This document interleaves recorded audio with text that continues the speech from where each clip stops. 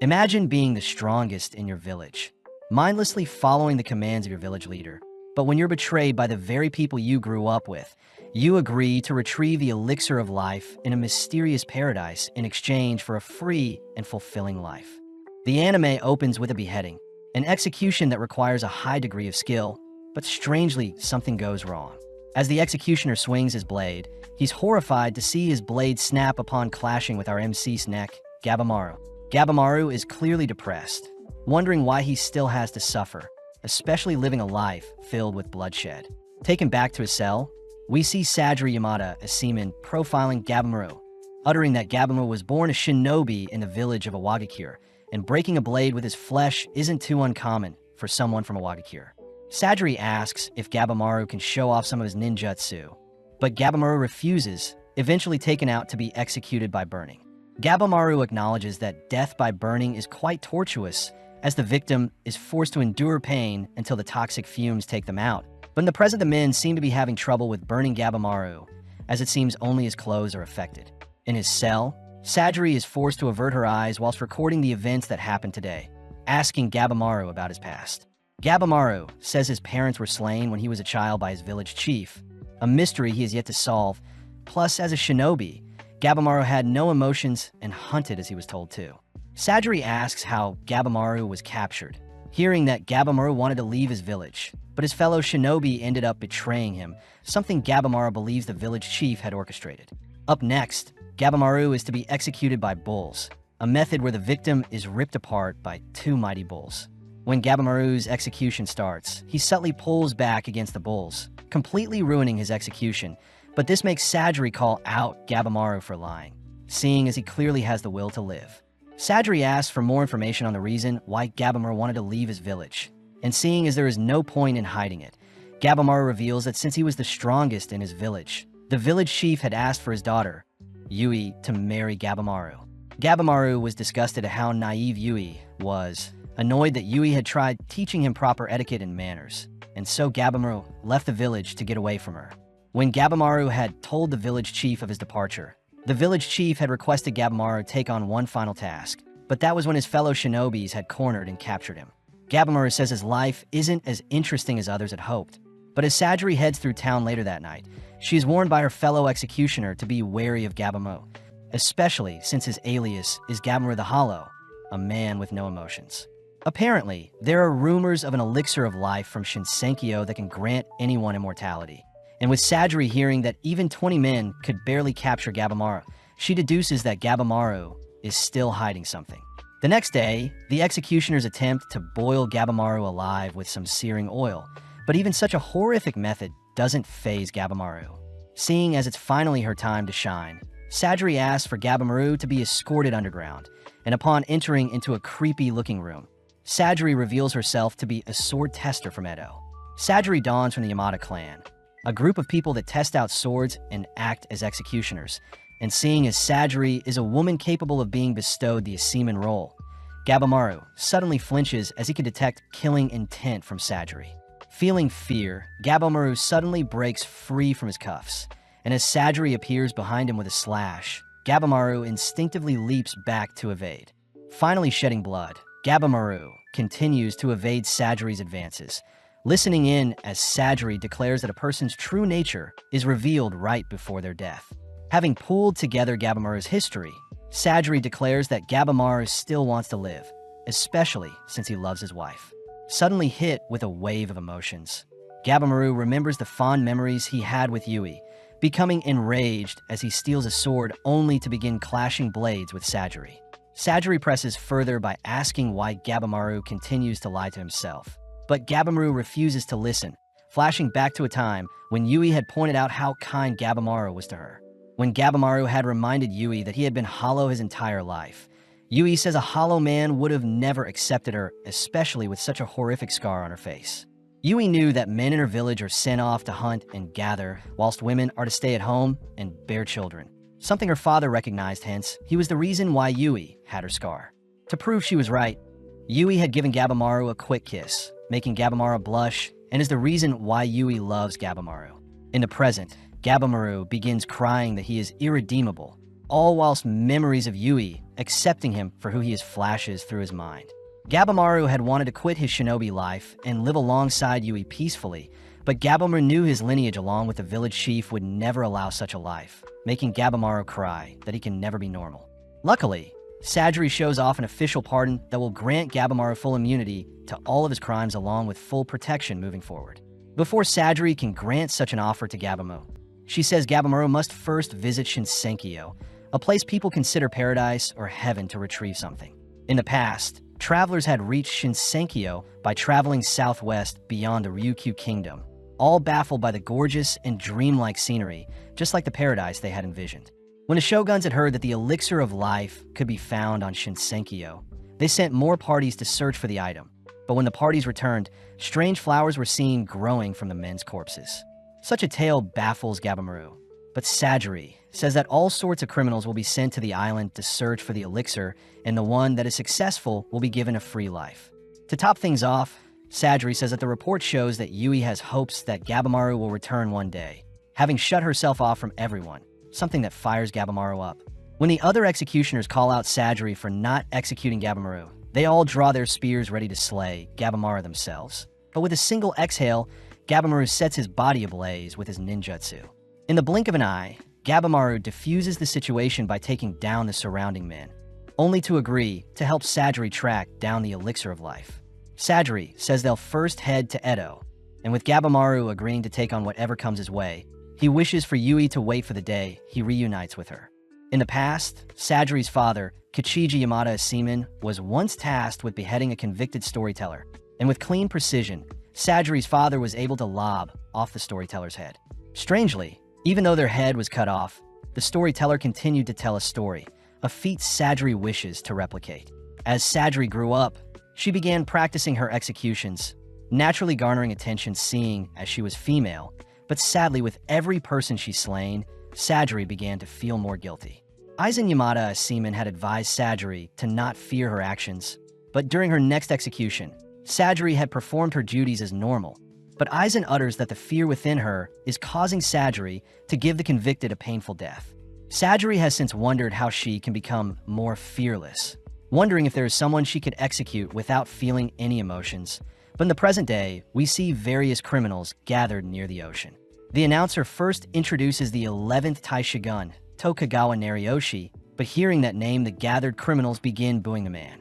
Off to the side, Sajiri notices that Tanio Saikichi, a burglar amongst the crowd, along with Nikamaru the arsonist, Kido Shuken the murderer, plus various other deadly criminals. Silencing the criminals, the announcer says the person who successfully retrieves the elixir of life will be given a life pardon in the form of a certificate, a statement that catches everyone's attention. Sajiri suddenly spots Adachi Matagoro, a criminal that targets women and children for pleasure, someone that makes Sagiri wonder if she would feel guilty putting down. At the same time, we see Gabamaru bored out of his mind, but suddenly Yuzuraha, a fellow criminal, says it's a pleasure to meet Gabamaru, a little disappointed he isn't as big or scary looking as she expected. When the announcer tries telling everyone about what they can expect when heading to Shinsenkyo, the criminals all cry that they're bored, prompting Aoki to ask the criminals to take off their masks, revealing the corpse of their former sergeant who visited the paradise. Aoki says the body of their sergeant is no longer human, and when the sergeant returned there were lumps on their body that sprouted into flowers. Aoki reveals that 60 of their men had also gone missing on their most recent expedition, something that begins to freak out some of the criminals, but Nirugai speaks up, asking if there truly is an elixir of life to be found on the island. Aoki says the criminals are allowed to refuse the offer if they want, prompting a tattooed-looking man to leave the scene, but instantly Aizen takes his life. Aoki declares that each criminal will have a member of the Yamada Seaman clan monitoring them, and if the criminals act up, the Yamada members will be free to put them down. Aoki adds that the criminals won't be able to leave the island by boat if their monitors aren't with them. But to make things worse, Tokugawa orders for the criminals to decide who will board the boats and head to paradise, giving Chobei Aza the cue to eliminate one of his competitors.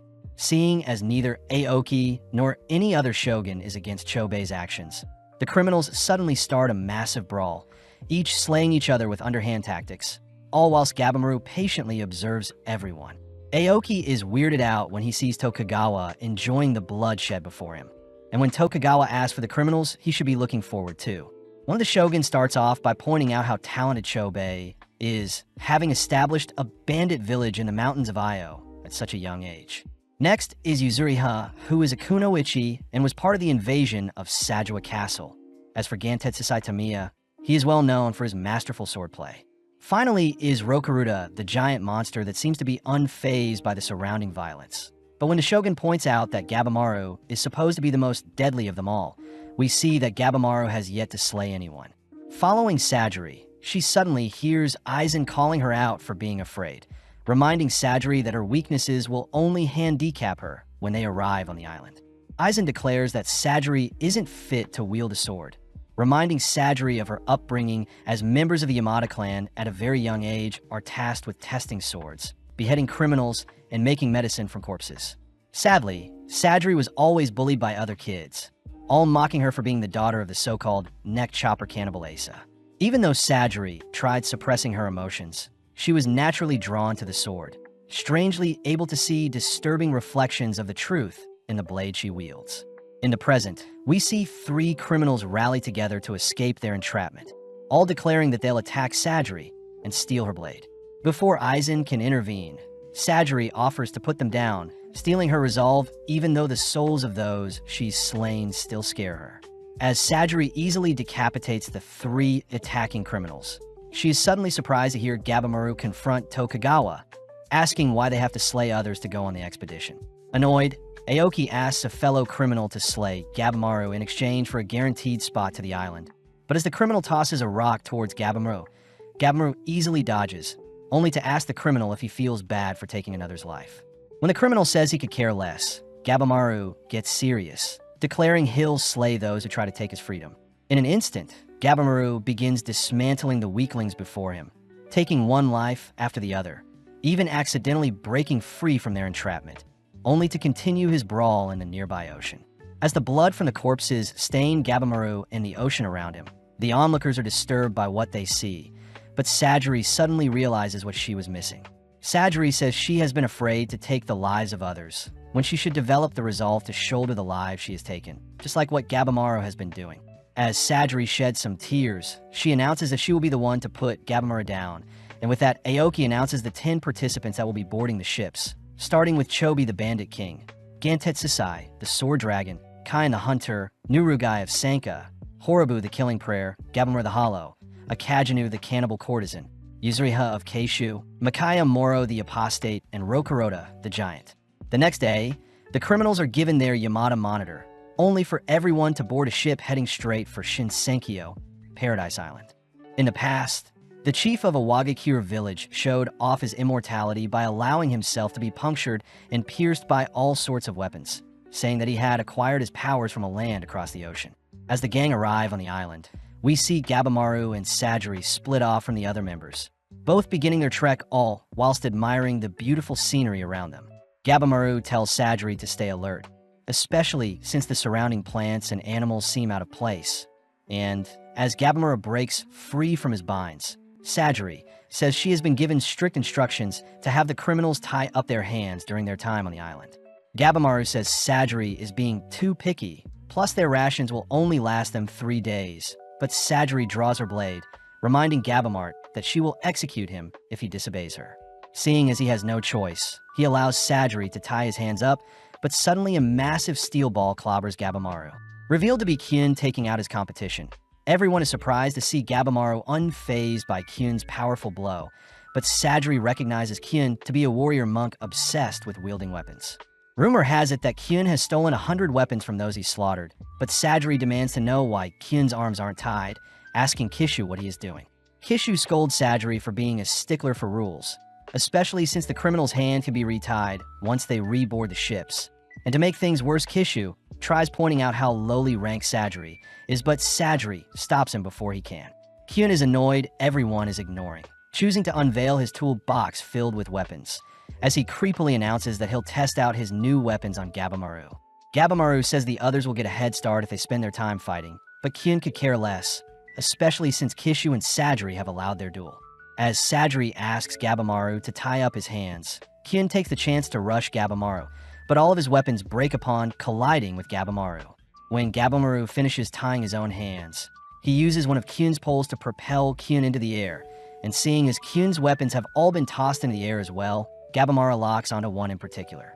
With a single kick, Gabimaru sends one of Kyun's own weapons directly into Kyun's stomach, all watching as Kyun collapses onto the ground. Sadly, Kyun is revealed to have sewn layers of protection into his own skin, surviving Gabimaru's attack, only to get pumped up for their brawl. Sadly, Gabimaru wipes the floor with Kyun, completely skewering the monster with his very own weapons. Seeing as his job is finished, Kishu chooses to decapitate Kyun and bring back his head as proof to leave the island. But before Kishu leaves, he warns Sajiri that she is quite unlucky. Kishu says the moment they arrived at the island, all the criminals had reverted to their twisted ways to survive, some trying to slay each other, whilst others attempted to befriend each other. Kishu reminds Sajiri that the criminals will do whatever they want to survive, confusing Sajiri since the criminals should follow the Shogun's rules if they want to be pardoned.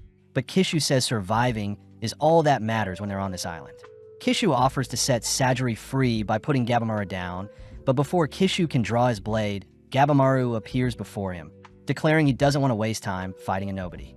As Gabimaru and Sajiri prepare to leave, Kishu says he predicts things will change heavily in a few hours, and as we cut to Aizen, we see him busy tying up his boat.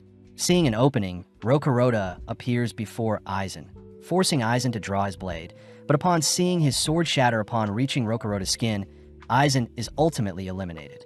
Next up is Horobu, who is slain by Chobei. As for Akajinu, she is dispatched by Cheyenne, all whilst Yuzuriha and Mikaya have both been slain. Kishu tells Gabimaru that a messenger made contact with a new Iwagakure, and rumor has it that they'll be making their way to the paradise, alerting Gabimaru. As for Sajiri, Kishu says that this expedition is most likely a way to elect the next head of their clan.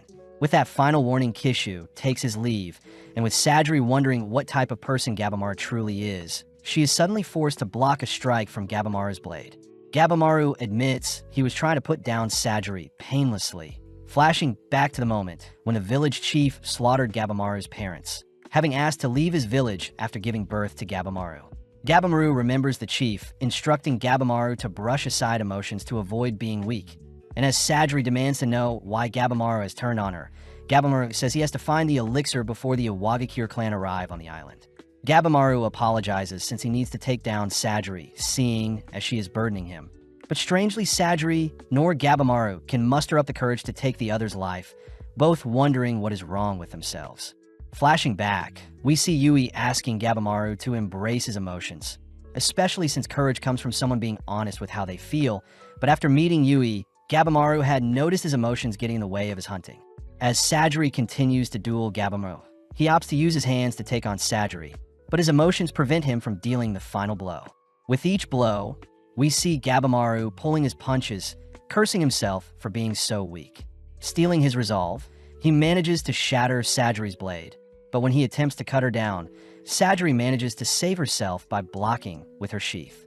Sajiri calls out Gabimaru for being pathetic, and seeing as he has no other choice, Gabimaru manages to mount Sajiri, readying himself to don his hollow form. With every ounce of hatred in his body, Gabimaru relies on his instincts to plunge his blade into Sajiri, completely entranced by the village chief's influence, but still he is unable to take Sajiri's life. Strangely, memories of Yui sway Gabimaru to drop his blade, but this makes Gabimaru tremble as he fears his emotions will prevent him from reuniting with Yui. Sajiri corrects Gabimaru, as she believes Gabimaru has become far more stronger now, especially since he is attempting to change. With Sajiri's words hitting home for Gabimaru, she manages to convince Gabimaru to sheath his blade, both calling a truce as Sajiri says she wants to see Gabimaru change for the better. Elsewhere, we follow Fuchi and Gantetsusai encountering some strange-looking statues, but when a butterfly lands and stings Gantetsusai's hands, Gantetsusai gets a strange feeling. Instantly severing his own hand, Gantetsusai points out the disturbing human face on the butterfly, and just as Gantetsusai predicted, his lobbed-off hand begins to sprout flowers. At that moment, the island begins to rumble as various creatures begin to flock around the intruders of their land, forcing everyone to stay on high alert as strange anomalies make themselves known. In the past, no one would mess with Gantetsusai as he had honed his swordplay masterfully, even drawing the attention of Lord Tatsumi, who recruited Gantetsusai as one of his officers. Gantetsusai agreed, seeing as he was given a place to stay and food, But during an evening of drinks with Tatsumi, Tatsumi had questioned if Gantetsusai was even capable of slaying a dragon. Pissed, Gantetsusai had destroyed the dragon carving Tatsumi had owned, ultimately putting a bounty on Gantetsusai as Tatsumi sent his men to arrest Gantetsusai. Hearing that Gantetsusai will return one day and mess with Tatsumi more, Fuchi is weirded out by Gantetsusai's reason for living. Gantetsusai asks what the tools Fuchi had brought with him, but Fuchi brushes aside the question, declaring that he is ranked 9 amongst his peers. Fuchi says the tools he's brought are for dissection, swiftly drawing his blade, which alerts Gantetsusai, all whilst ordering Gantetsusai to not look down on him. Seeing Fuchi's resolve, Gantetsusai simply begins to head through the forest, making Fuchi ask what Gantetsusai has planned. Gantetsusai announces that he'll start off by eliminating his competition, something Fuchi had expected, especially since these expeditions are like creating insect poison, with the most poisonous insect surviving till the very end. Back in the present, we see Gabimaru and Sajiri prepare to face off against a fish-looking monster with prayer beads, both weirded out by the island's inhabitants. When the fish sends multiple arms after Gabimaru, Gabimaru is forced to evade, landing a lethal kick on the fish's head. Sadly, the monster manages to grab hold of Gabimaru, slamming him onto the ground. Sajiri tries backing Gabimaru up, but Gabimaru orders Sajiri to stay back, reminding her he is basically invincible. Seeing as the fish is unfazed by the hole in its head, Gabimaru remembers Rule 5 of the Shinobis, recognizing he shouldn't engage with unknown enemies. Distracted by Sajiri, Gabimaru is binded and tossed around once more, but before he can give Sajiri the order to flee with him, our duo realize they've been surrounded by smiling monsters in all directions. Sajiri can't help but feel lightheaded, checking to see what Gabimaru plans to do, but seeing as there is no way out, Gabimaru gets serious. Igniting himself with his flames, Gabimaru begins dismantling the monsters around him, crying out that he needs to survive no matter what. Entranced by the scenery around her, Sajiri barely manages to evade a monster that has snuck up on her, but having let her guard down, Sajiri is suddenly surrounded by smaller-looking creatures. Taking note of Sajiri's predicament, Gabimaru reasons he should just let Sajiri be slain, but his emotions refuse to allow such a thing, forcing Gabimaru's body to move and rescue Sajiri. Before Sajiri can thank Gabimaru, a tentacle from the fish monster attempts to strike Gabimaru from behind, but Genji appears, slaying the fish monster. Senta and Yuzuriha appear alongside Genji, all impressed. Gabimaru was able to hold off the smiling creatures, but as Gabimaru thanks them for saving him, he asks why Yuzuriha has 2 people monitoring her. Yuzuriha asks Gabimaru to not be so frightened, especially since she is a fellow ninja, and when Yuzuriha tries seducing Gabimaru, Gabimaru instantly avoids her seduction tactics. Yuzuriha says their team of 5 will give them a greater chance at survival, but Sajiri asks why Yuzuriha has 2 people with her. Genji introduces himself as a rank 8 seaman, revealing that his original criminal Mikaya was seduced and slain by Yuzuriha, so he reasoned he should help watch over her. Sajiri accuses Genji of being seduced by Yuzuriha, all while Senta introduces himself as the rank 5 amongst their cohort. Seeing as there may be greater monsters to slay, everyone agrees to team up, but when Yuzuriha tries getting all touchy with Gabimaru, he once again pushes her away. Hurt, Yuzuriha manages to trip and pull Gabimaru in close, reminding Gabimaru that only one of them can return with the elixir, therefore they should make the most of their time together. Gabimaru wonders why they should trust Yuzuriha moving forward, but Yuzuriha offers up the intel they've gathered, declaring that the bugs on the island are the most dangerous of them all. Apparently, the human-faced bugs can poison people whilst causing them to hallucinate, something Yuzuriha found out when she used Mikaya as a test subject. As for the centipedes and other creatures, they're basically harmless, another revelation thanks to Mikaya. To top things off, Yuzuriha had played dead to lure and slay Mikaya. Senna adds that most of the statues on the island are a mix of Buddhist and Taoist designs. Strange since both religions are quite different, and seeing as there's more information they'll need to gather, Yuzuriha promises to disclose anything she knows. Gabimaru demands to know why Yuzuriha is so desperate to cooperate with them. Hearing that Yuzuriha has a younger sister with an incurable disease, and in order to provide for her sister, Yuzuriha became a shinobi and joined a prestigious clan. Immediately, Gabimaru calls Yuzuriha out for fabricating her past, something Yuzuriha admits is true, as she says she simply doesn't want to die young. Realizing how strange Yuzuriha is, Gabamura demands to know what she did to Mikaya. But Yuzuriha refuses to disclose the experiments she performed on the poor soul. Gabamaru says he'll need to keep an eye on Yuzuriha. But as the gang discuss their next course of action, we see Sadri off to the side questioning how she can help the team. Feeling strange and lightheaded, Sadri suddenly collapses, only for us to cut to Toma, who is an outsider that was acknowledged by the Yamada clan for his exceptional swordplay. Aizen said Toma needed to execute someone to be an official member of their clan, ultimately allowing Toma to request that Chobei be the person he executed, revealing that Chobei is actually Toma's big brother. When Toma had told Chobei he only needed to retrieve the elixir to be pardoned for life, Chobei immediately accepted, cutting to the present day, where Chobei is seen manically tearing through the statue like monsters. Toma highly respects his big brother, even praising him for staying strong when the lord they served in the Edo castle became corrupt. To make things worse, their mother had passed due to their poverty, and their father was executed alongside the corrupt lord. Luckily, Chobei was a smart boy, having one day been captured alongside Toma by some bandits. But instantly Chobei was able to charm his way into working with the bandits. Over time, Chobei was caught, but even still Chobei had sacrificed himself so Toma could live a good life and return to rescue him. Seeing the unlimited swarm of monsters approaching them, Chobei instructs Toma to flee with him. And as our brotherly duo duck and weave past the creatures, Toma ends up getting caught. Sadly, Chobei leaves Toma to fend for himself, something Toma doesn't fault Chobei for doing as he makes his final stand. But surprisingly, Chobei returns to help, having retrieved a bigger axe from a monster's corpse. As a soul projectile scrapes Chobei, the duo suddenly spot even more horrific monsters surrounding them, freaking Toma out when the monsters begin to speak. Chobei says he's had enough of the creatures rambling, choosing to go berserk as he enters into a frenzied state, only to carve up the monsters. Toma remembers that his big brother will always be a beacon of hope for him, both agreeing to slay everyone else and claim the elixir for themselves. But Toma wonders how they'll be able to fend off their other competitors. In her dreams, Sadri can only picture her father's disappointed face, but luckily, she awakens to see Genji watching over her. Genji says they've taken shelter in a cave and that Sadri shouldn't move since she is still recovering from the butterfly's poison. But she ignores Genji's advice, choosing to peep her head outside. Surprisingly, the other three are quite nonchalant, with Gabamura making dinner, Sita mending the team's clothing, and Yuzuriha lazing around. Seeing as Sadri has awoken, Sita says they can continue their journey whilst they discuss their next course of action.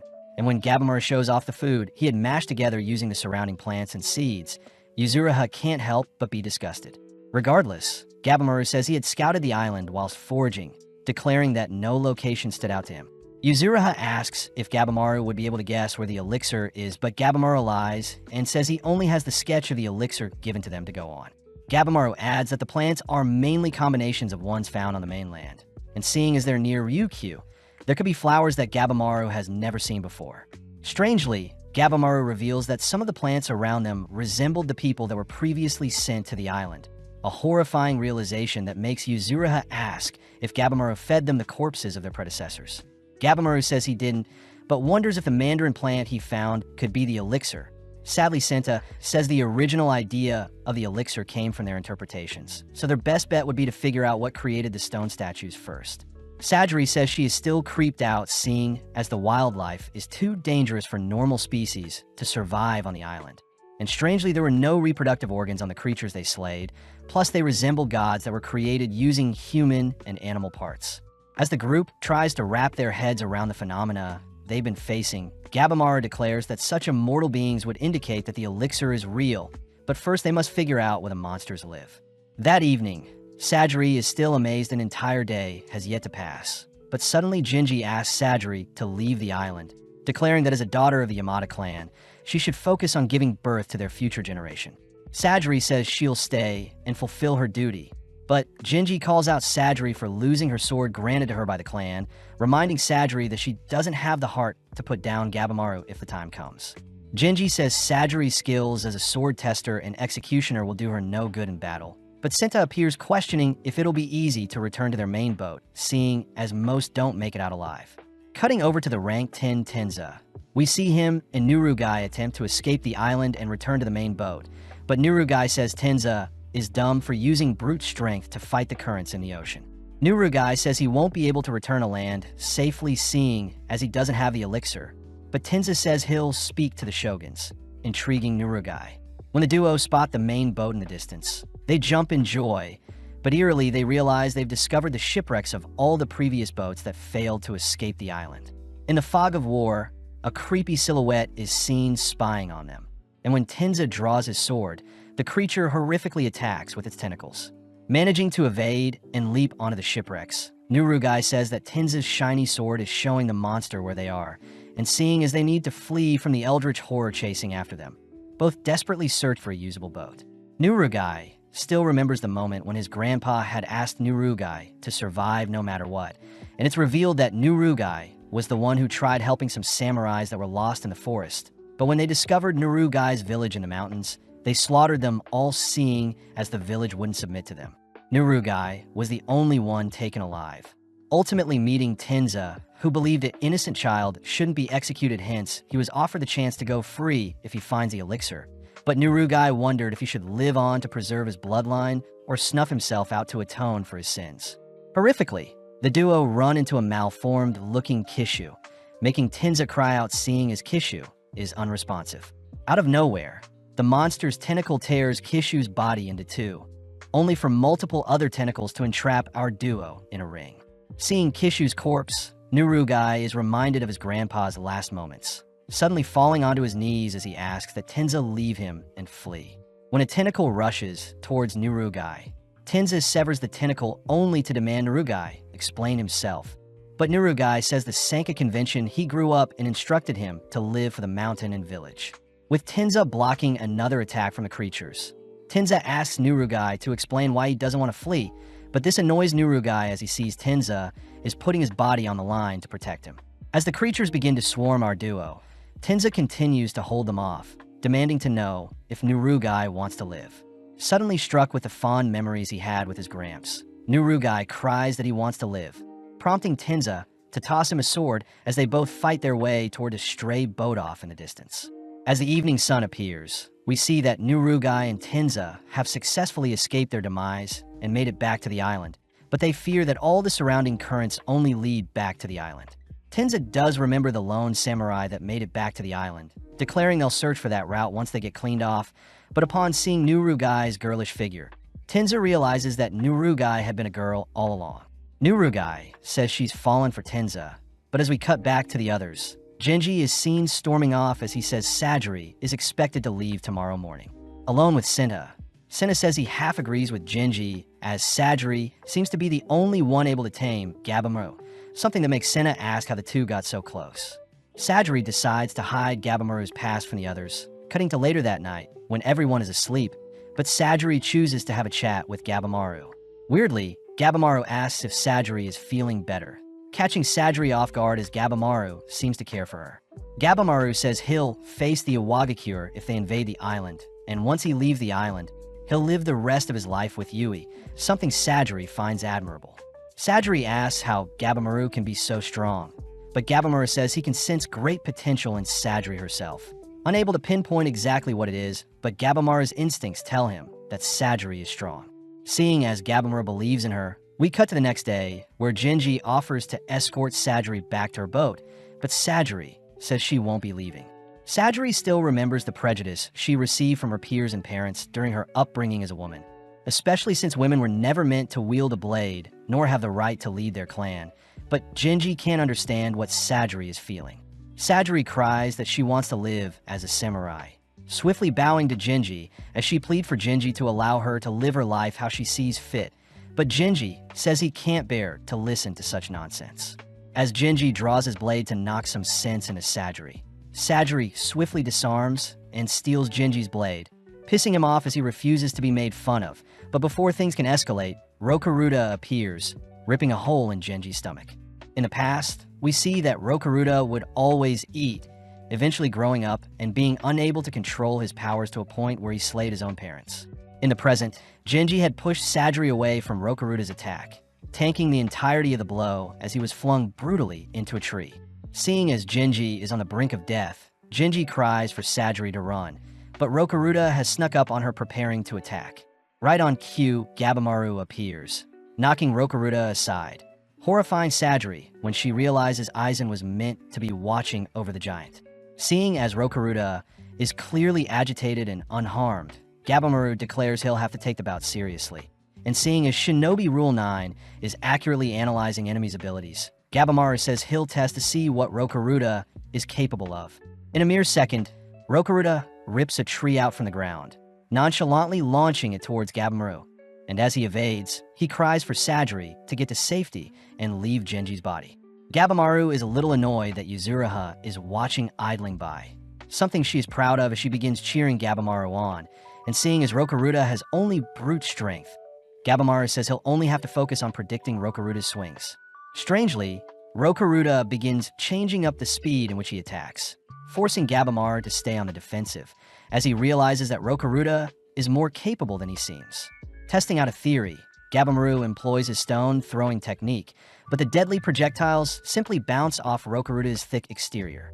Seeing as Gabimaru's other ninjutsus are basically useless against such a formidable opponent, we cut to Sadri, who desperately tries to stop Genji's bleeding, but Genji says it's too late.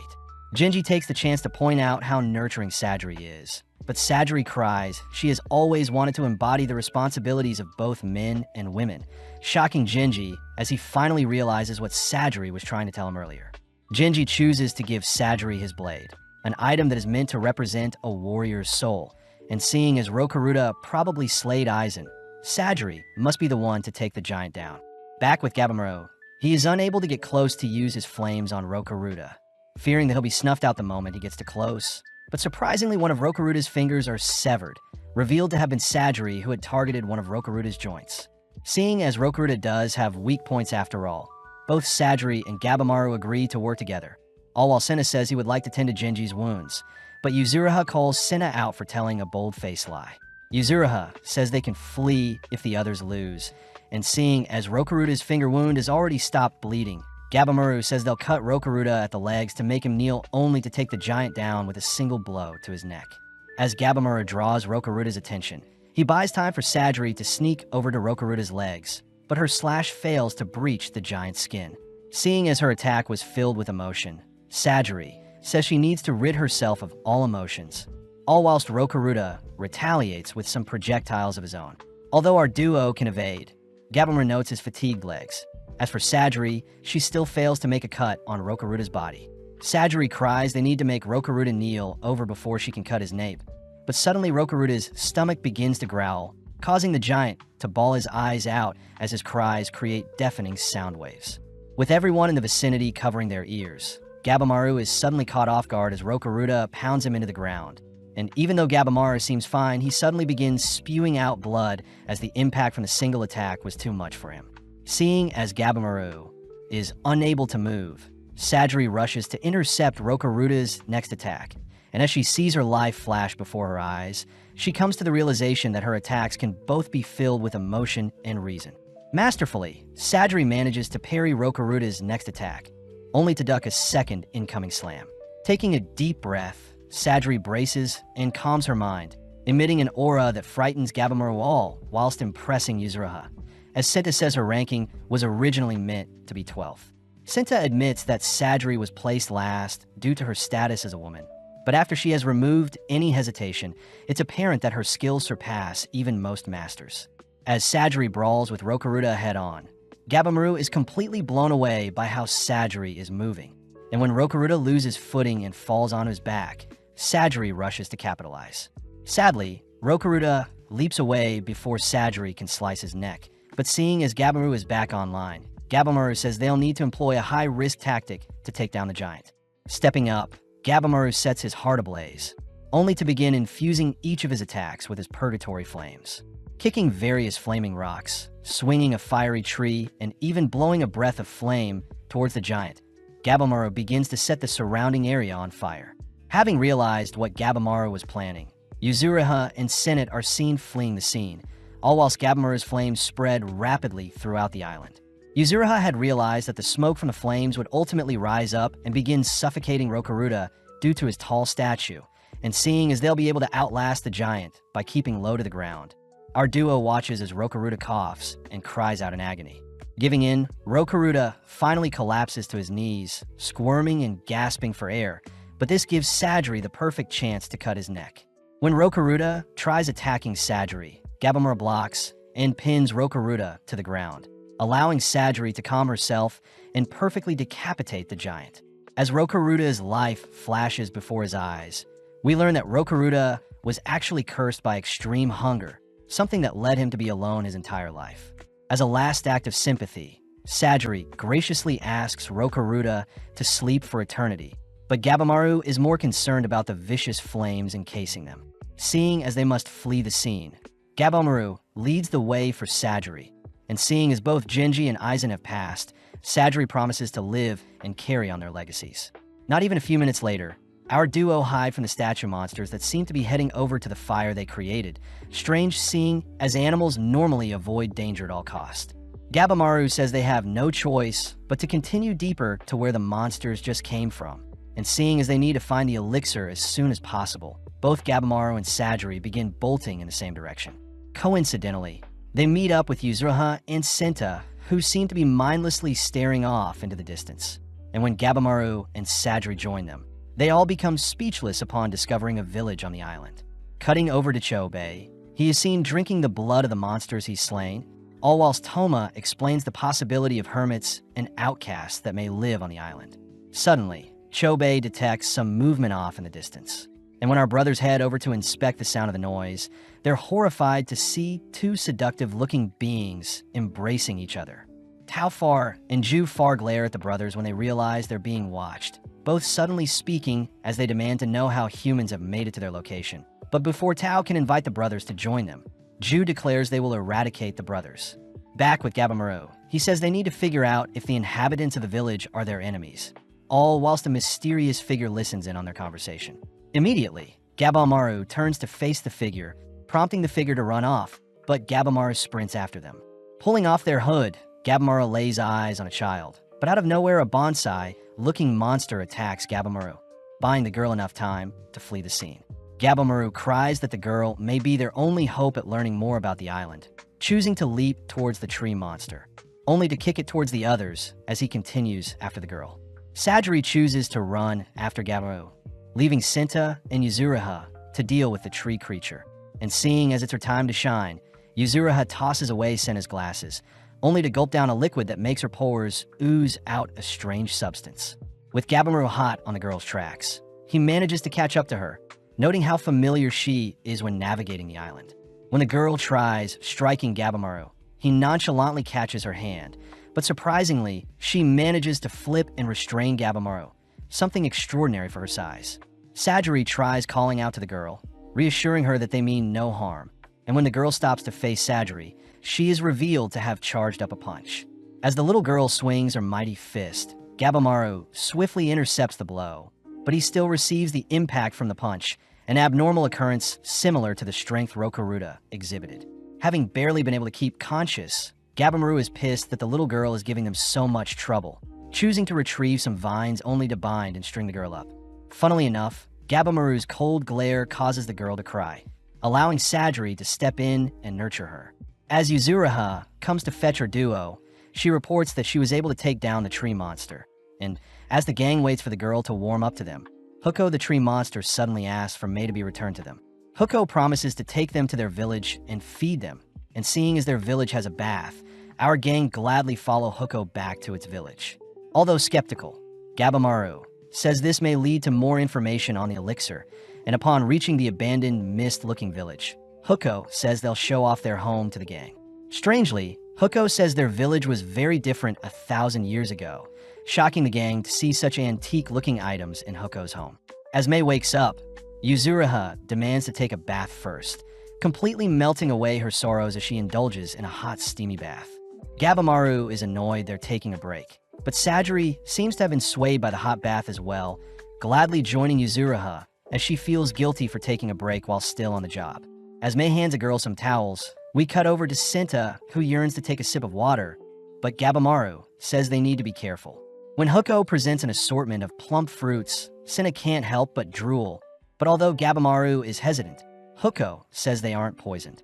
Gabamaru asks how Huko knows Mei, but Huko refuses to answer, and before Gabimaru can ask about the location of Elixir, the entire gang sits down to enjoy a meal like a family.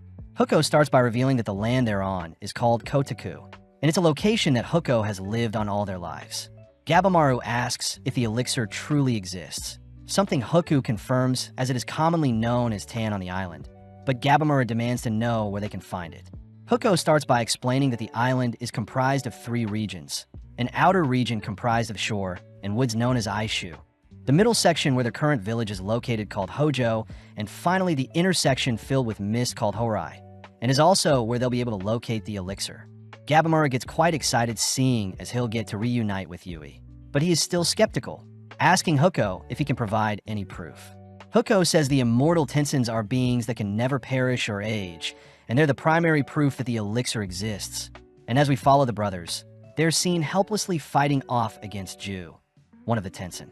Huko says the monsters they fought prior are known as Sashins, whereas the Tensin are completely on another level, a disturbing fact since the Tensin won't allow any humans to leave the island.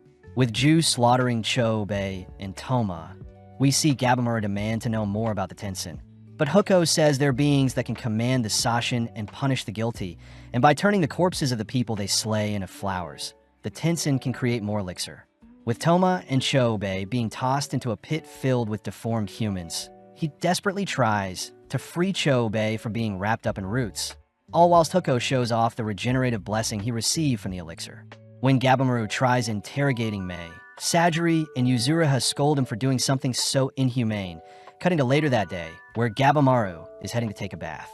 Gabimaru is weirded out seeing as Sajiri still needs to monitor him, but the duo are still unable to wrap their heads around the concept of the immortal Tensins, especially since Senna had pointed out that most of the concepts on the island are foreign Taoist terms.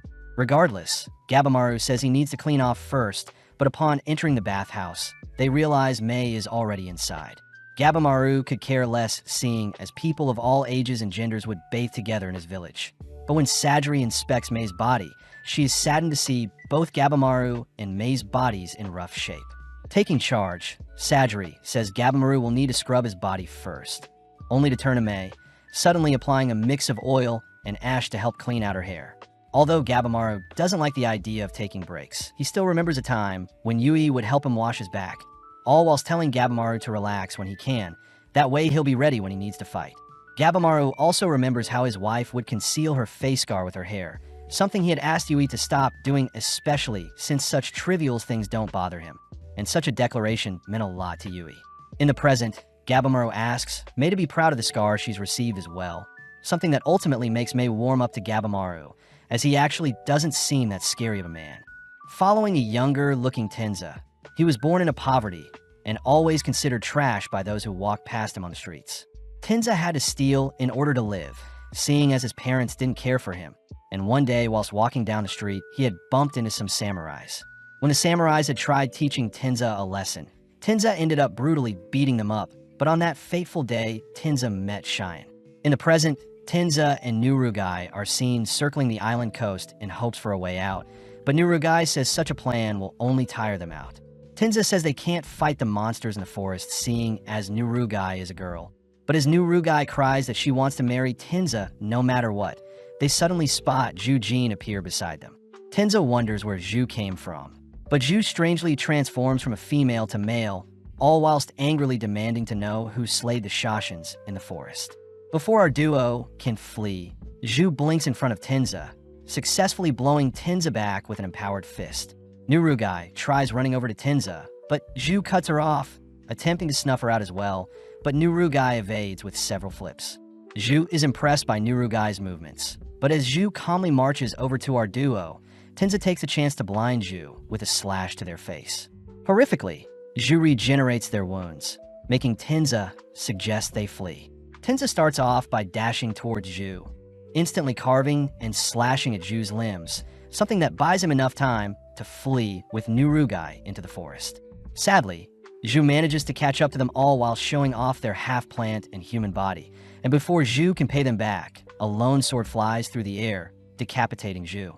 Cheyenne appears, ordering our duo to run, and when Nurugai asks who Cheyenne is, Tenza reveals that Cheyenne is his master, and interestingly enough, Shine is blind and navigates using his other senses. Having made it a safe distance away, Tenza introduces Shine as a rank 4 swordsman amongst their peers, but before Tenza can say any more, Shine scolds Tenza for not going for Zhu's head and legs. Shine is glad to see Tenza is safe, revealing that when he tried leaving the island, Shine couldn't find any safe currents that would get him away from the island. Shine admits that there was a single current he found that led to safety, but a strange presence seemed to be guarding it, exciting Tenza as the three of them could possibly leave if they worked together. First things first, Shine raises his blade to Nurugai, demanding to know why Tenza is working together with a criminal, especially since Shine had executed his own criminal when she disobeyed orders and tried seducing him. Shine reminds Tenza that they can't pick and choose who are deemed criminals, as it's ultimately their clan that decides, and they as executioners must follow the rules regardless of their beliefs. Tenza cries that Shine is a hypocrite as he took Tenza in and trained him even though he was a criminal as well, and when Tenza cries that he wants to give Nurugai the same chance Shine gave to him, Shine can't help but praise how much Tenza has grown. Shine agrees to allow Nurugai to tag along, surprising everyone when Shine says he knows Nurugai is a girl. But before the gang can discuss what they'll do to avoid encounters with Zhu, Zhu mysteriously appears behind Tenza. Shine swiftly tackles Tenza and Nurugai away, revealed to have received an almost lethal blow from Zhu. But as Tenza tries cutting off Zhu's limb once more, Zhu declares they've already adapted to Tenza's techniques, all whilst evading his slashes. Zhu says the humans will be needed to make more tan, freaking out Tenza as he declares he'll need to slay the monster before him now, taking a breath only to unveil his ultimate technique. Although Shine tries calling for Tenza to stop, Tenza chooses to rush forth, sending out a flurry of slashes towards the monster. Sadly, Zhu easily evades each slash, retaliating with a single flick that punctures several holes into Tenza's body. In the past, Tenza had asked Shine why he took him in and trained him, hearing Shine utter that their job is to take lives, so it's natural that he wanted to help people in his spare time. Tenza found it hard to learn the way of the sword and adopt the practices of normal samurai, something Shine didn't expect Tenza to accept anyway. But Shine says Tenza has great potential and he needs to be ready to protect those he cares about in the future. Stiffening up, Tenza cries that he doesn't want such responsibilities put on him, declaring that he wants to leave and live out a normal life. Understanding Tenza's pleas, Shine says if Tenza can land a blow on him anytime in the future, Tenza is allowed to leave as he pleases. The next morning, Tenza is seen attempting to sneak away from the dojo, but is caught by Aizen, who asks Tenza to accompany him for a morning walk. Aizen could care less if Tenza leaves or not, but as they stroll through a graveyard, Aizen shows off the grave of Shine's former student. Aizen says the student's name was Tez Shin, a rebel just like Tenza, and sadly at the time Tez Shin wasn't given enough attention, so he left the dojo. Although things were calm for a time, Shine was one day tasked with an execution, but when he prepared to execute the criminal he was assigned, Shine had realized it was Tez Shin, his student. Aizen says Shine was forced to follow through and put down his student, a sad end to Teshin's life as Tez Shin had returned to being a criminal when he left the dojo, and Tenza is meant to be Shine's attempt at righting his wrongs. Later that day, Shine was surprised to hear that Tenza wanted to spar him, both spending the rest of the day dueling each other as Tenza eventually grew quite close to Shine. In the present, Tenza collapses to his knees, barely able to feel his fingers as the pain from his chest is making his vision go blurry. Tenza realizes that they'll all be slain if he falls, so as Tenza steals his resolve, he pushes himself forward to buy the others time. Punch after punch, Tenza manages to mount and pummel Zhu into the ground, but with a demonic-looking grin, Zhu blows another hole into Tenza's stomach. Seeing as Cheyenne is ready to avenge him, Tenza desperately cries for Cheyenne and Nurugai to flee, and when Cheyenne finally understands what he must do, Cheyenne chooses to run away with Nurugai, all whilst Tenza continues to stall Zhu. Completely defeated, Tenza wonders how great his life could have been if he got the chance to raise students of his own. But with Cheyenne and Nurugai escaping the scene, Nurugai demands to know what Cheyenne left a student. Cheyenne cries that he'll make Zhu pay for what they've done, all whilst Tenza is seen sleeping in a pool of his own blood, and as Tenza's final memories flash through his head, we learn that Tenza was ultimately able to disarm and land a strike on Cheyenne in the past. But Tenza had chosen to stay and train with Cheyenne instead of leaving the dojo. Back in the village, we see Senta stressed out, even after reading all the books they found left behind. That night, whilst the girls sleep, We see Gabimaru and Senta on lookout duty, but when Senta falls asleep, Gabimaru gets impatient, choosing to head towards the center of the island alone. Dashing through some thick fog, Gabimaru continues south, but suddenly stops when he enters into a clearing filled with strange voices. Gabimaru realizes that there are tree creatures praying before him, and weirdly, they aren't moving, reminding Gabimaru that Senta had warned the gang against exploring further until they figure out more about the island. Gabimaru fears he is running out of time, continuing deeper into the fog, all while someone seems to be tailing him. Not too long after, Gabimaru runs into a man-made building.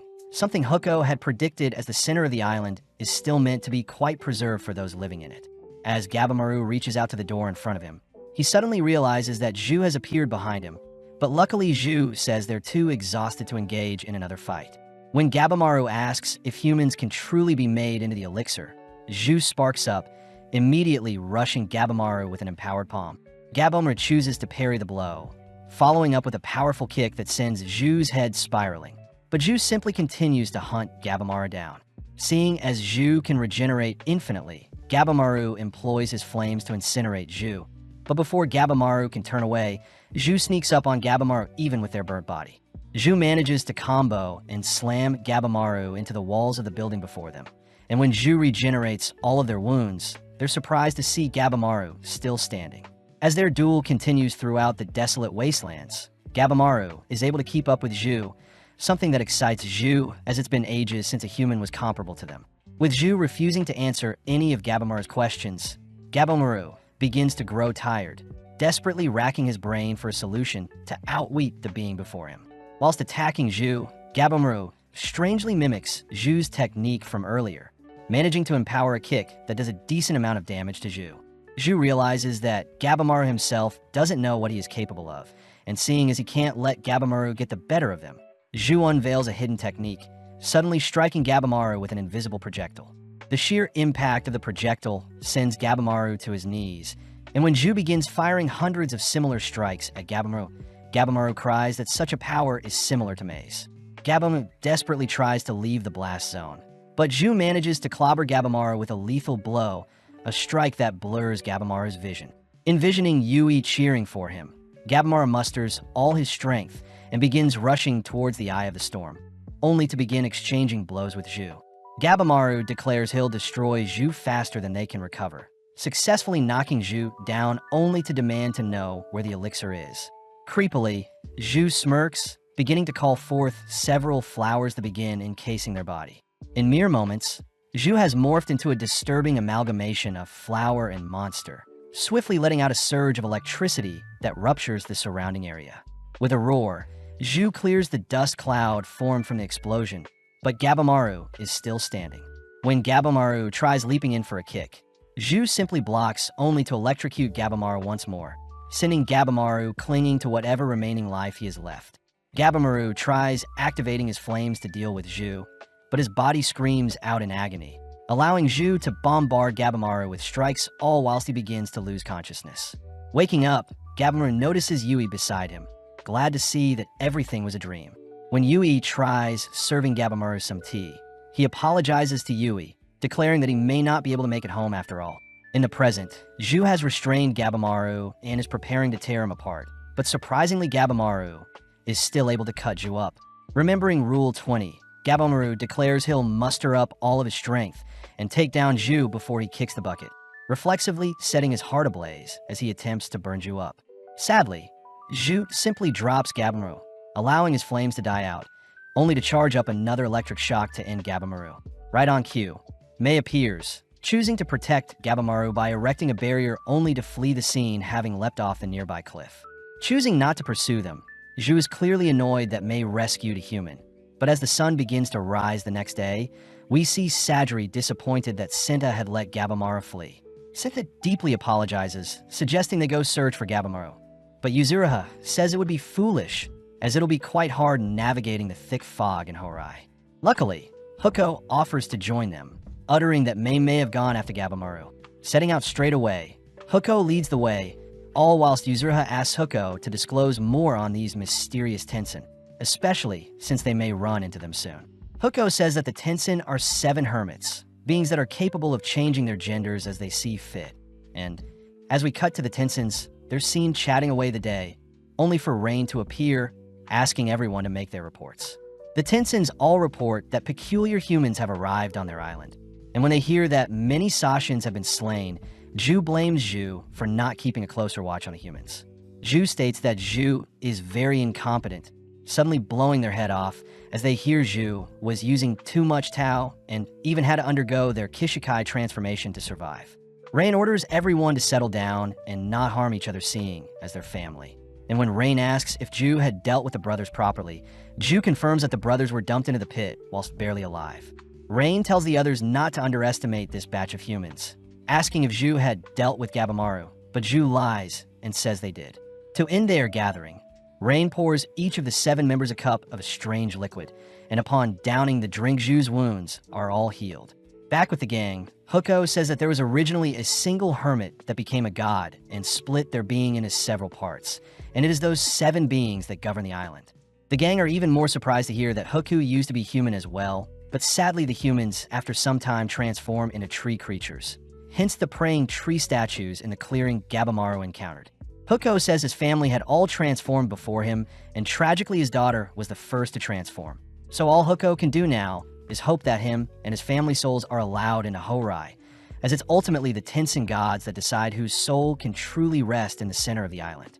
Cutting over to Gabimaru, we see that he has managed to survive the fall thanks to Mei, but Gabimaru gets pumped seeing as Zhu seemed to be someone he could slay. Before Gabimaru can think of what to do next, Fuchi and Gantetsusai appear, intriguing Gantetsusai as he wants to slay